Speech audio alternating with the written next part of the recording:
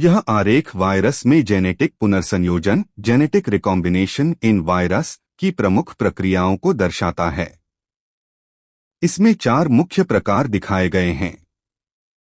A non replicative recombination, इसमें 2 अलग अलग वायरस के आनुवंशिक पदार्थ डीएनए आरएनए टूटकर आपस में जुड़ जाते हैं, जिससे नया जीनोम बनता है। बी टेम्पलेट स्विचिंग प्रतिकृति रेप्लिकेशन के समय जब पॉलिमरेज एक टेम्पलेट से गिरकर दूसरे टेम्पलेट से जुड़ जाता है, तब 2 अलग वायरस के जीन एक साथ मिलकर नई संरचना बना सकते हैं। सी ट्रांसडक्शन, वायरस अपने जीनों को होस्ट कोशिका के डीएनए में सम्मिलित करता है। बाद में यह होस्ट के कुछ जीन भी अपने साथ लेकर नए वायरस में पैक कर सकता है। इससे वायरस की संक्रमण क्षमता बढ़ सकती है। डी रीअसॉर्टमेंट, जब कई सेगमेंट वाले वायरस एक साथ कोशिका को संक्रमित करते हैं, तो उनके जीनोम के टुकड़े आपस में बदलकर नए वायरस बनाते हैं। इस प्रकार यह आरेख दिखाता है कि वायरस कैसे विभिन्न तरीकों से नया आनुवंशिक संयोजन प्राप्त करते हैं। आनुवंशिक पुनर्संयोजन जेनेटिक रिकॉम्बिनेशन एक ऐसी प्रक्रिया है जिसमें 2 या अधिक आनुवंशिक सामग्रियों जैसे डीएनए या आरएनए का आदान प्रदान होता है, जिसके परिणामस्वरूप नई आनुवंशिक संरचनाएं बनती हैं। वायरस में यह प्रक्रिया उनके विकास, विविधता और अनुकूलन में महत्वपूर्ण भूमिका निभाती है। यहाँ आनुवंशिक पुनर्संयोजन की प्रक्रिया, इसके प्रकार, महत्व और बैक्टीरिया में होने वाले पुनर्संयोजन से इसकी भिन्नता को विस्तार से समझाएंगे। वायरस में आनुवंशिक पुनर्संयोजन क्या है?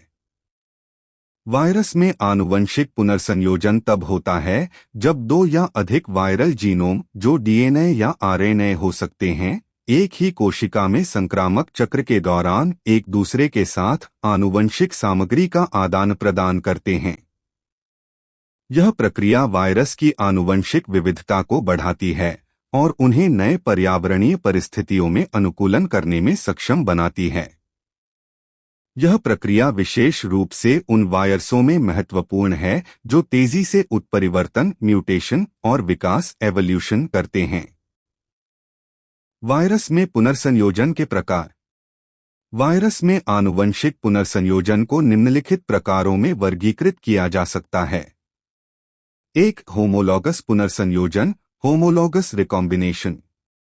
यह प्रक्रिया तब होती है जब 2 समान या लगभग समान न्यूक्लियोटाइड अनुक्रमों के बीच आनुवंशिक सामग्री का आदान प्रदान होता है। यह सामान्यतः डीएनए वायरसों जैसे हर्पीज वायरस में देखा जाता है। इसमें क्रॉसिंग ओवर की प्रक्रिया होती है, जिसमें 2 जीनोम के समरूप क्षेत्रों में टूट-फूट और फिर से जुड़ाव होता है। 2 गैर होमोलॉगस पुनर्संयोजन नॉन होमोलॉगस रिकॉम्बिनेशन। यह तब होता है जब असमान न्यूक्लियोटाइड अनुक्रमों के बीच आनुवंशिक सामग्री का आदान प्रदान होता है। यह प्रक्रिया कुछ आरएनए वायरसों में देखी जाती है और कम सामान्य है। इसमें जीनोम के विभिन्न हिस्सों का जुड़ाव हो सकता है, जो नई कार्यक्षमता प्रदान करता है। 3 पुनर्संयोजन द्वारा पुनर्व्यवस्था रीअसॉर्टमेंट। यह प्रक्रिया विशेष रूप से खंडित जीनोम सेगमेंटेड जेनम वाले वायरसों में होती है, जैसे कि इन्फ्लुएंजा वायरस। जब 2 अलग अलग वायरल उपभेद स्ट्रेन्स एक ही कोशिका को संक्रमित करते हैं, तो उनके जीनोम के खंड सेगमेंट्स आपस में मिश्रित हो सकते हैं, जिससे नए संयोजनों वाले वायरस बनते हैं। यह प्रक्रिया महामारी पैंडेमिक उत्पन्न करने में महत्वपूर्ण भूमिका निभा सकती है। 4 कॉपी चॉइस पुनर्संयोजन कॉपी चॉइस रिकॉम्बिनेशन। यह प्रक्रिया मुख्य रूप से आरएनए वायरसों में देखी जाती है। इसमें वायरल आरएनए निर्भर RNA polymerase RNA dependent RNA polymerase एक जीनोम से दूसरे जीनोम पर स्विच करता है, जिसके परिणामस्वरूप एक संकर हाइब्रिड जीनोम बनता है। वायरस में पुनर्संयोजन की प्रक्रिया। वायरस में आनुवंशिक पुनर्संयोजन की प्रक्रिया निम्नलिखित चरणों में हो सकती है। एक सहसंक्रमण को-इन्फेक्शन। पुनर्संयोजन के लिए आवश्यक है कि दो या अधिक वायरल उपभेद एक ही मेजबान कोशिका को संक्रमित करें। यह स्थिति सामान्य रूप से तब होती है जब मेजबान में एक साथ कई वायरस उपस्थित होते हैं। दो जीनोमिक आदान प्रदान, जेनेमिक एक्सचेंज। सहसंक्रमण के दौरान वायरल जीनोम एक दूसरे के साथ संपर्क में आते हैं। डीएनए वायरसों में होमोलॉगस पुनर्संयोजन के लिए मेजबान कोशिका के पुनर्संयोजन तंत्र जैसे डीएनए मरम्मत प्रोटीन की आवश्यकता हो सकती है। आरएनए वायरसों में कॉपी चॉइस तंत्र द्वारा पुनर्संयोजन होता है। 3 नए वायरल उपभेद का निर्माण।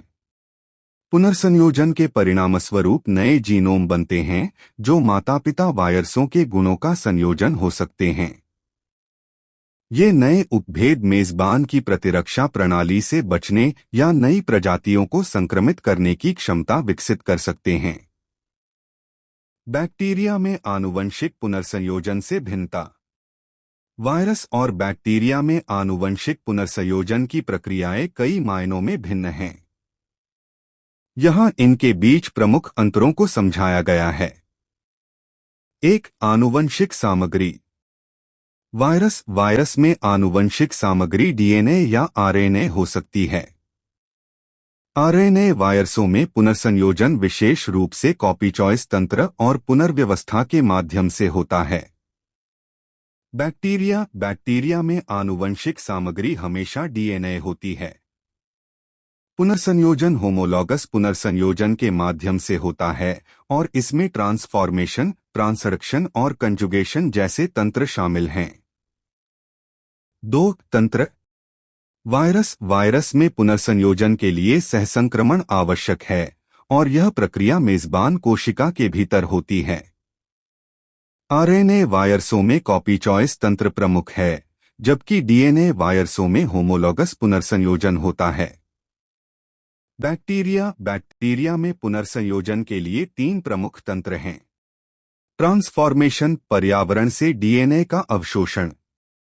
ट्रांसडक्शन, बैक्टीरियोफेज के माध्यम से डीएनए का स्थानांतरण। कंजुगेशन, 2 बैक्टीरिया के बीच प्रत्यक्ष संपर्क द्वारा डीएनए का स्थानांतरण। इन तंत्रों में मेजबान कोशिका की आवश्यकता नहीं होती, जैसा कि वायरसों में होता है। 3. जीनोम संरचना। कई वायरसों में खंडित जीनोम होते हैं, उदाहरण के लिए इन्फ्लुएंजा वायरस, जो पुनर्व्यवस्था के लिए उपयुक्त होते हैं। गैरखंडित जीनोम वाले वायरसों में कॉपी चॉइस तंत्र अधिक सामान्य है। बैक्टीरिया में सामान्यतः एकल, गोलाकार डीएनए क्रोमोसोम होता है और पुनर्संयोजन होमोलॉगस क्षेत्रों में होता है। 4. प्रतिलिपन और मरम्मत तंत्र। वायरस अपने प्रतिलिपन, रेप्लिकेशन और पुनर्संयोजन के लिए मेजबान कोशिका के तंत्र पर निर्भर करते हैं। आरएनए वायरसों में पुनर्संयोजन के लिए वायरल पॉलिमरेज की आवश्यकता होती है। बैक्टीरिया स्वतंत्र रूप से अपने डीएनए की प्रतिलिपि और मरम्मत करते हैं। उनके पास स्वयं के डीएनए मरम्मत तंत्र होते हैं जो पुनर्संयोजन में सहायता करते हैं। 5. परिणाम।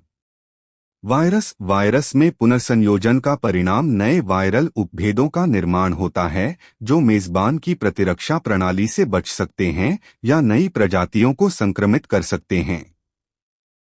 बैक्टीरिया में पुनर्संयोजन का परिणाम नए गुणों जैसे एंटीबायोटिक प्रतिरोध का अधिग्रहण हो सकता है, जो उनके पर्यावरण में जीवित रहने की क्षमता को बढ़ाता है।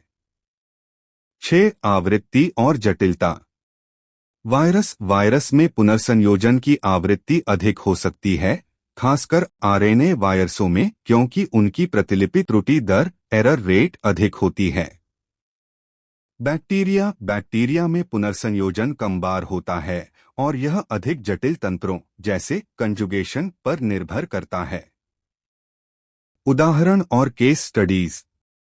1. इन्फ्लुएंजा वायरस में पुनर्व्यवस्था रीअसोर्टमेंट के कारण कई महामारियां उत्पन्न हुई हैं, जैसे कि 2009 का H1N1 स्वाइन फ्लू।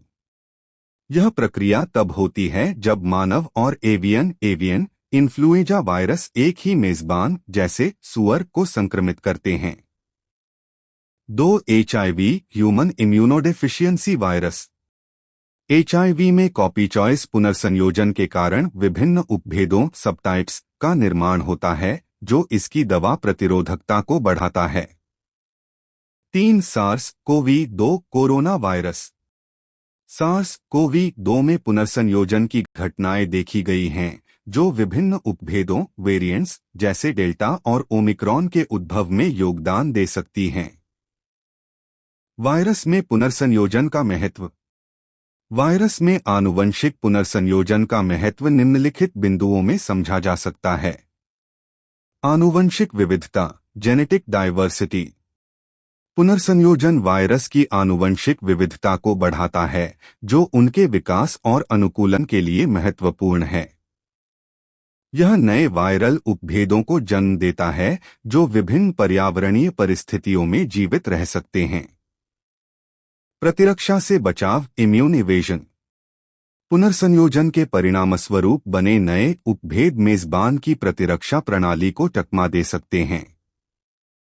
उदाहरण के लिए इन्फ्लुएंजा वायरस में पुनर्व्यवस्था रीअसॉर्टमेंट के कारण नए उपभेद बनते हैं जो मौजूदा टीकों के खिलाफ प्रतिरोधी हो सकते हैं। महामारी की संभावना। कुछ वायरस जैसे इन्फ्लुएंजा और कोरोना वायरस पुनर्संयोजन के माध्यम से नए और अधिक खतरनाक उपभेद उत्पन्न कर सकते हैं जो महामारी का कारण बन सकते हैं। नई प्रजातियों का संक्रमण। पुनर्संयोजन वायरस को नई मेजबान प्रजातियों को संक्रमित करने की क्षमता प्रदान कर सकता है जिसे होस्ट डंपिंग कहा जाता है। निष्कर्ष। वायरस में आनुवंशिक पुनर्संयोजन एक महत्वपूर्ण प्रक्रिया है जो उनकी आनुवंशिक विविधता अनुकूलन और रोगजनन क्षमता को बढ़ाती है। यह प्रक्रिया बैक्टीरिया में होने वाले पुनर्संयोजन से कई मायनों में भिन्न है, विशेष रूप से आनुवंशिक सामग्री तंत्र और परिणामों के संदर्भ में। वायरस में पुनर्संयोजन का अध्ययन न केवल उनकी जैविक प्रक्रियाओं को समझने में मदद करता है बल्कि नई चिकित्सीय रणनीतियों और टीकों के विकास में भी महत्वपूर्ण योगदान देता है। अगर आपको कुछ अच्छा लगा हो तो कृपया इस वीडियो को लाइक करें, कमेंट बॉक्स में कमेंट करें या सवाल पूछें और इस चैनल को सब्सक्राइब करें। यह चैनल अंग्रेजी सीखने के वीडियो भी उपलब्ध कराता है, जरूर देखें। इस चैनल को अपने प्रियजनों के साथ शेयर करें।